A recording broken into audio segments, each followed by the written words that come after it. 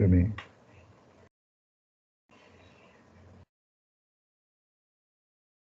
Exercise 22. And I am straight away going on to the question. I'm on question number 17. I'm on question number 17.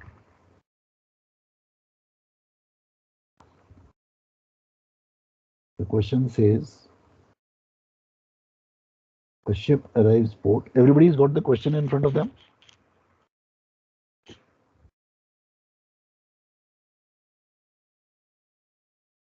Yes, sir. Okay. All right. A ship arrives port with a draft of 7 meters forward and aft 10. So initial drafts, initial condition. Forward 7, aft 10. HF is 0. HF is 0 का क्या मतलब होता है? तो मतलब जो centre of rotation है that is exactly at the ship. Correct. Center of rotation is exactly at midship.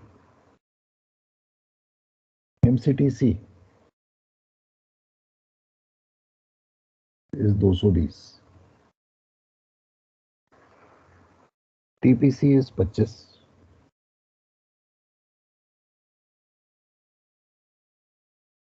TPC is 25. The maximum permissible draft to cross a bar at the dock entrance is 9 meters. So final condition.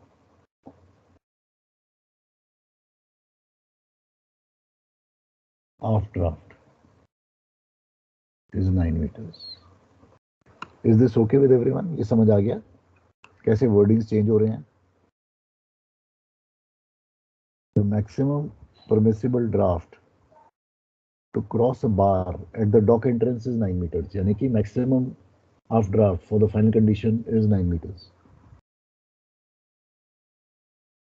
Due to a damaged forepeak, the forward draft is not to exceed 7 meters.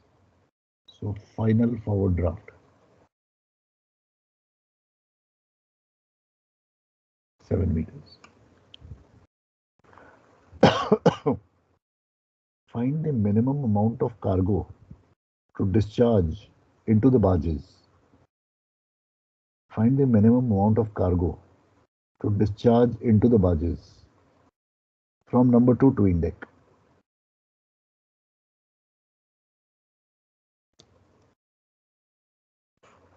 Find the minimum amount of cargo to discharge into the barges from number 2 tween deck. So minimum amount of cargo to discharge W निकालना है. And निकालना कहां से है? दो जगह से निकालना है. Number 2 tween deck,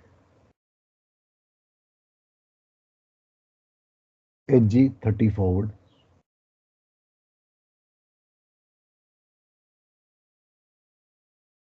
and number 4 tween deck,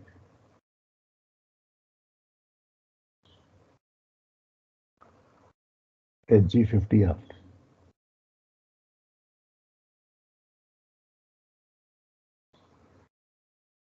So that both the conditions are satisfied. Both the conditions मतलब कौन सी? Forward draft 7 and aft draft 9.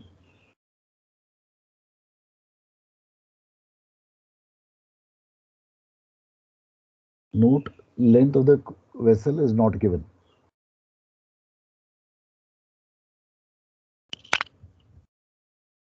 Length of the vessel not given.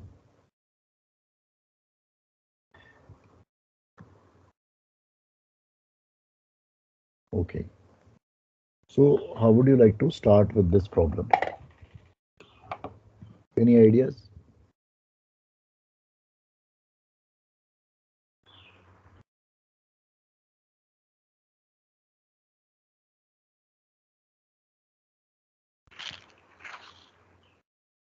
Any ideas how to start this problem?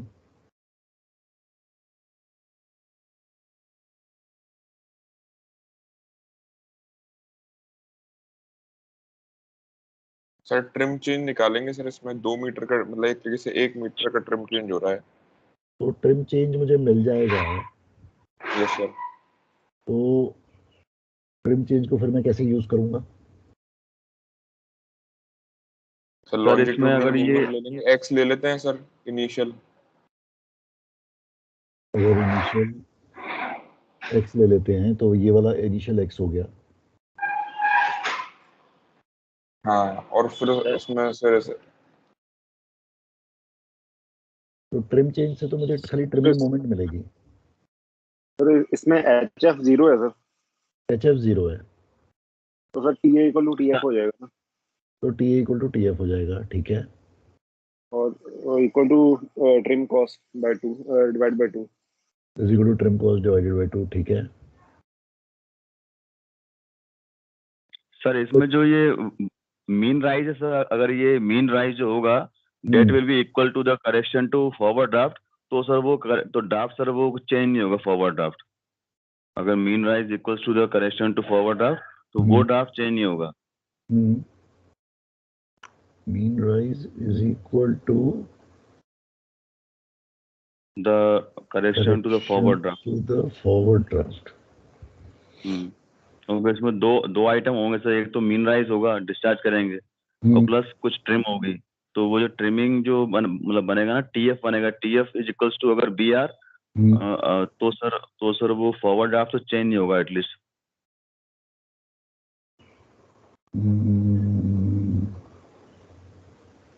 तो are you trying to tell me कि इसमें TF नहीं है? Are you trying to tell me that खाली mean rise है? Are you saying that?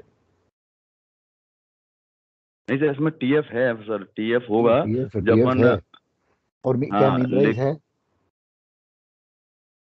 और mean rise भी है, दोनों है सर, लेकिन तो वो दोनों इक्वल हो जाएंगे। हाँ, मीन राइज भी है।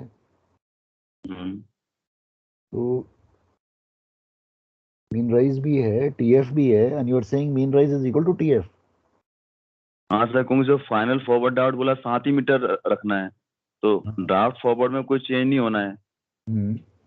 So that draft forward combination has got a mean rise in it and has got a TF in it also. Yes sir, but they are equal and opposite. They are equal and opposite. लेकिन उससे मुझे उस सारे चीज से मुझे W कैसे मिलेगा? सर W के लिए फाइनल हाइड्रोस्टैटिक ड्राफ्ट निकालेंगे सर, इनिशियल है तो we get the mean rise. So that is the point to start with. So सबसे पहले तो W से शुरू करो। So firstly you calculate, that is the starting point. Calculate initial hydrostatic draft. Write the formula. Draft aft minus correction.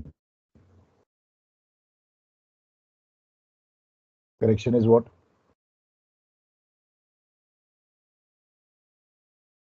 Trim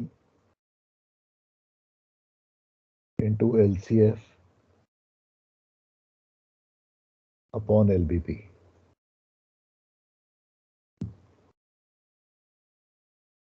Draft aft 10 minus trim. क्या डालूं? 3 आएगी। 3 आएगी, बिल्कुल ठीक। ओके, LCF में क्या डालूं?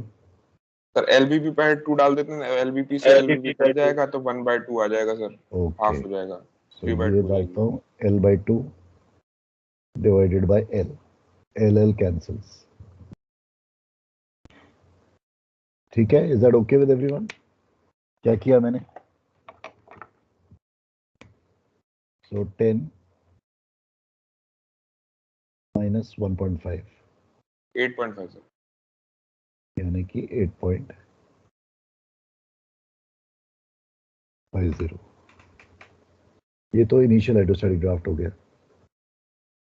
अब कैलकुलेट करो final hydrostatic draft in the same manner.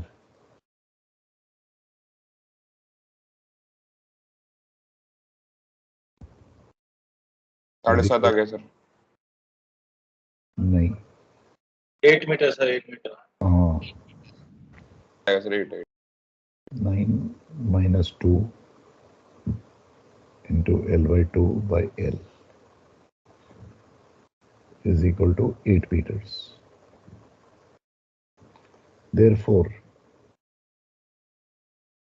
mean rise is equal to 8.5 minus 8 is equal to 0.50 meters is equal to 50 centimeters.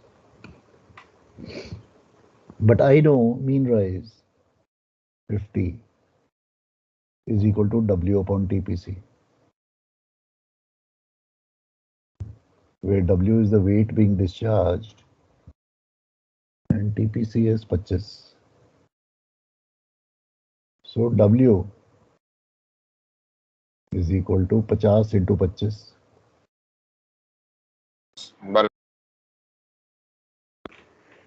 is equal to 1250. So मेरे को सबसे पहली चीज मिल गई, this is 1250 ton.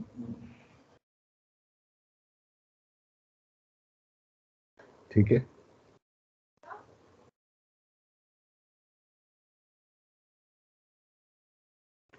Now let x tons be discharged from number 2 twin deck. Therefore, number 4 twin deck will have discharged 1250 minus x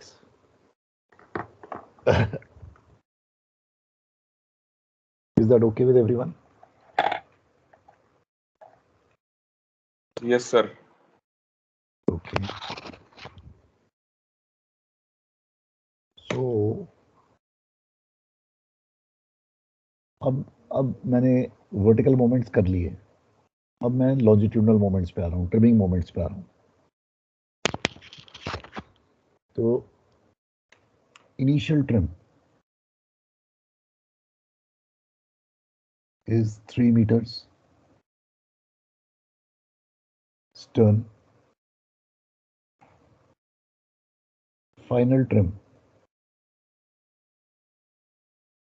2 meters stern. Therefore, TC is how much? 1 meter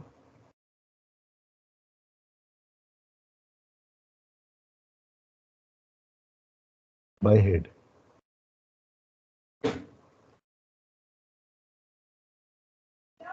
Is equal to 100 centimeters by head. But I know TC is equal to trimming moment upon MCTC is equal to trimming moment upon 220. So therefore, trimming moment is equal to 100 into 220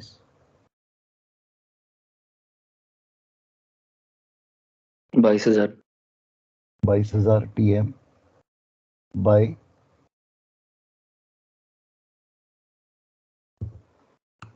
head.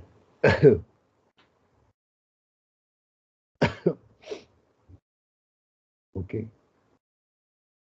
Ab we will make in A ship what is called as trimming moments table. Trimming moments table.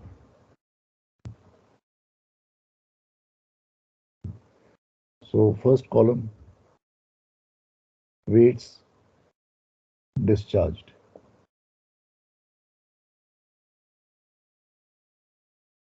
उससे पहले remarks. Weights discharged. Lever. Lever is nothing but GF in trimming moments. And trimming moment by head and by stern. Sir ये third column में क्या लिखा है sir? ये GF के बाजू में क्या है सर? वो third column lever. Lever. The lever. Lever. Lever. Okay okay. जो ये वेट डिस्चार्ज हो रहा है इसका लीवर क्या है? लीवर की डेफिनेशन, लीवर की डेफिनेशन है जीएफ. Yes sir. यस. जिसके थ्रू ये एक्ट करेगा. ये ट्रिमिंग मोमेंट हेड और stern. Okay. So number 2 twin deck and number 4 twin deck. पहला डिस्चार्ज हो रहा है X, दूसरा डिस्चार्ज हो रहा है 1250 माइनस X. अच्छा, पहले वाले का liver HG is 30 forward, so 30 है. Is that okay?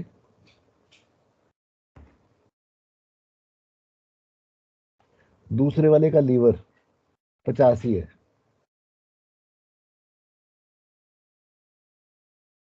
अगर सपोजिंग मेरा HF 1 मीटर फॉरवर्ड होता तो मेरा लीवर कितना होता? 29 सर. 29 होता. और आफ्ट का मेरा लीवर 51 होता.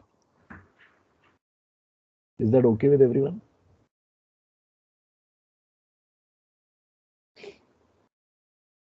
Yes sir. ओके. अब मैं नंबर 2 ट्विन डेक आगे से डिस्चार्ज कर रहा हूं, तो ये मेरे को स्टर्न ट्रिमिंग मोमेंट देगा. हेड में निल.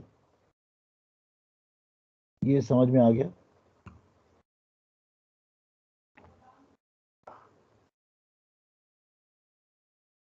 दूसरा वाला मैं पीछे से डिस्चार्ज कर रहा हूं, तो ये मेरे को हेड ट्रिमिंग मोमेंट देगा. Is this okay with everyone?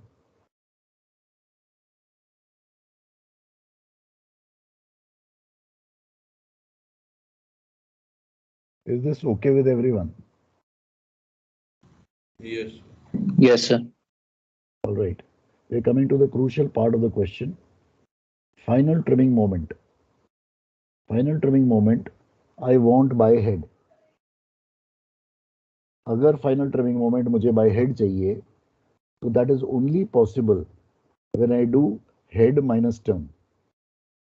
So final trimming moment will be equal to 50 1250 minus x minus 30x. तभी ये मेरे को हेड देगा. ये समझ में आया?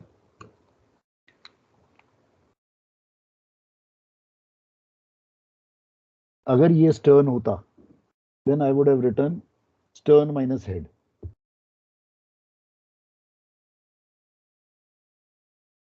ऐसा क्यों सर? ऐसा क्यों? क्योंकि ये ट्रिमिंग मोमेंट और ये ट्रिमिंग मोमेंट मैच करना चाहिए. सिंपल. यस इसलिए तो अगर ये मेरा स्टर्न है देन स्टर्न माइनस हेड होगा, अगर ये हेड है देन हेड माइनस टर्न होगा, तभी मेरा रिजल्टेंट, क्योंकि ये तो एक्स के फॉर्मेट में है ना, मेरे को तो ये चाहिए कि मेरा रिजल्टेंट जो है ये वाला इससे ग्रेटर हो, this and this should match.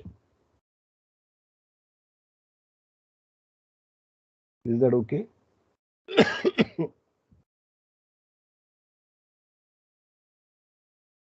इसको इक्वेट कर दो, this is equal to 22,000 by head, solve for X and 1250 minus X, find the two sir answer. 506.25 506.25 tons, और दूसरा आएगा 1250 कर दो, 1756.25 17 नहीं, तो 743.7 हाँ सर हाँ माइनस हाँ 743.75। तो ये हमारे दो डिस्चार्जेस हैं जो इन दो लोकेशन से हम डिस्चार्ज करेंगे, तो हमारी फाइनल कंडीशन की जो ड्राफ्ट्स हैं 7 and 9 होंगे, एंड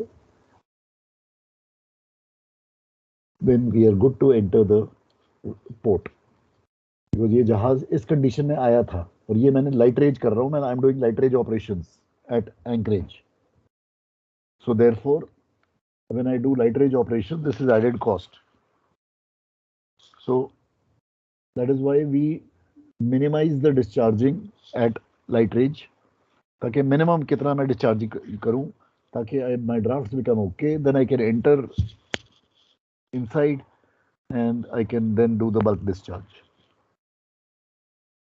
So basically ये light range operations हो रहे हैं barges में.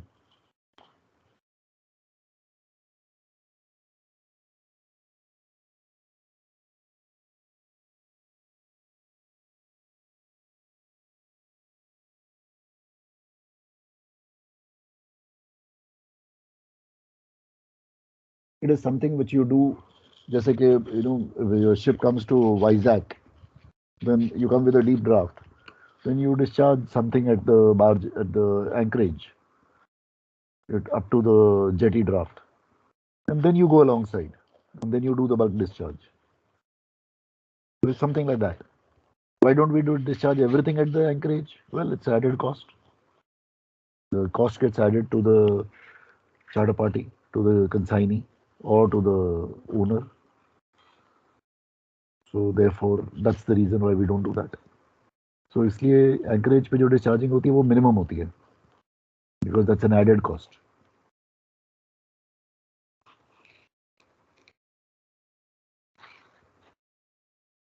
If your vessel is on time charter, then obviously you don't bother because owner is getting is higher, but then the charterer is losing the money. You have to keep the charterer's point of view also in mind. You have to keep the owner's point of view as primary.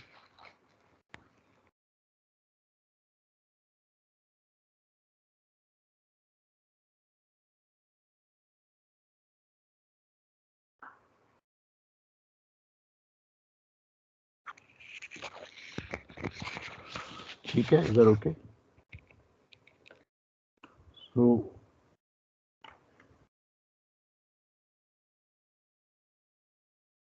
I want you to, as a homework, do this entire exercise 22 questions, so that you can just do a revision. This was all done during your second mates, but इसके applications और इस type के questions mates phase 1 में पक्का आते हैं. They are expected because that's a mate's job to handle the trimming and this thing. Now I am putting one question to you. ये तो A shape है. अगर ये इसी टाइप का क्वेश्चन आपको हिंज शेप में आता तो क्या चेंजेस होते हैं आपकी कैलकुलेशन में? सर इसमें जो मीन राइज टीपीसी से निकाला है उसकी जगह हाइड्रोस्टैटिक ड्राफ्ट के अगेंस्ट डब्ल्यू निकाल लेते और है। सेम फाइनल में भी डब्ल्यू निकाल लेते तो डब्ल्यू माइनस डब्ल्यू करके तो अपना वो आ जाता, जैसे पी आता था इसमें स्मॉल डब्ल्यू आ जाता। ठीक है, सो और दैट इज इसमें द फर्स्ट। एलसीजी दी हुई है, उसमें सर हम लोग ढूंढते हर ट्विन डेक का एलसीजी कितनी है।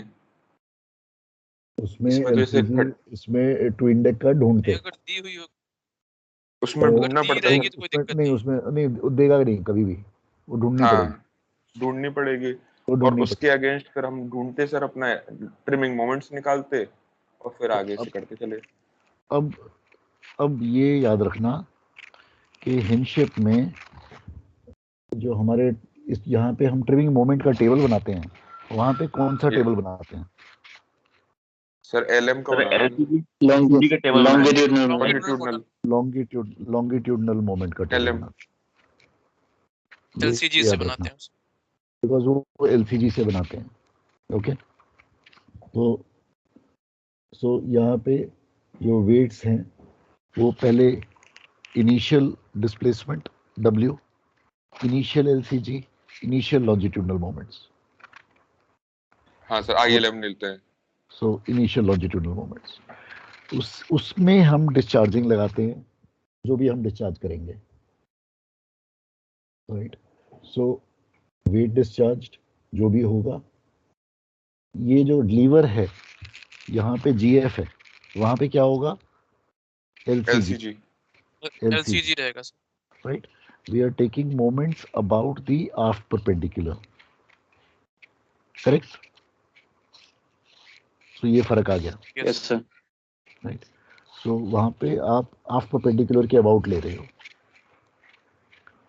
so सारे के सारे आपके जो डिस्चार्जिंग्स हैं वो माइनस होंगी, सारे के सारी लोडिंग्स आपकी ऐड होंगी, and you will get your final longitudinal moment. Okay, final longitudinal moment जो भी आपकी आएगी, उस लॉन्जिट्यूडनल मोमेंट को आप लोगे एंड ट्रिम के फॉर्मूले में डालोगे एंड फाइनल एलसीजी को एक इक्वेट करोगे।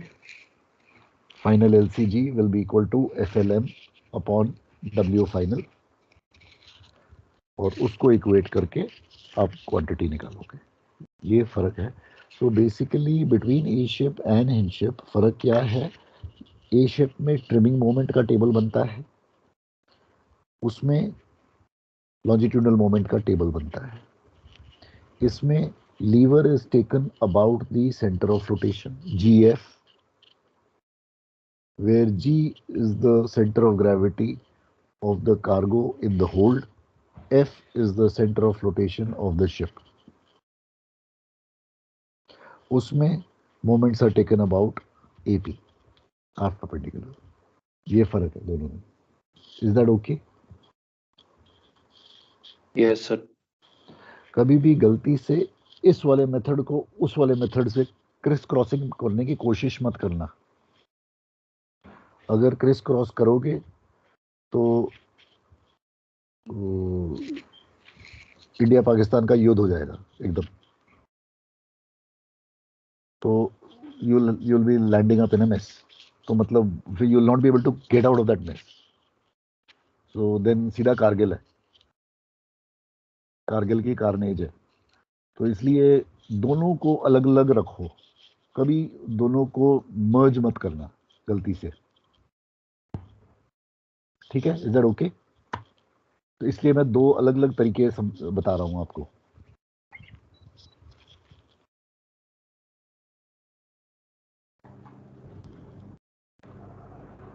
Is that fine?